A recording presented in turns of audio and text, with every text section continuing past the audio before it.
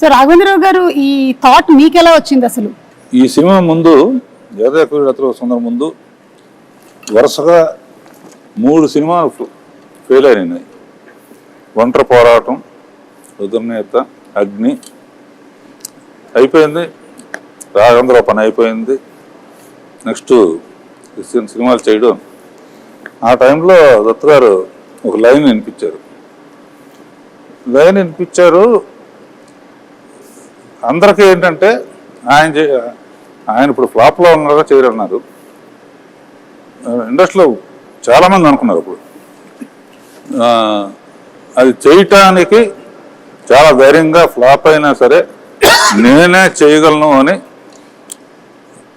చిరంజీవి దత్తు గారు ఒప్పుకున్నందుకు ముందు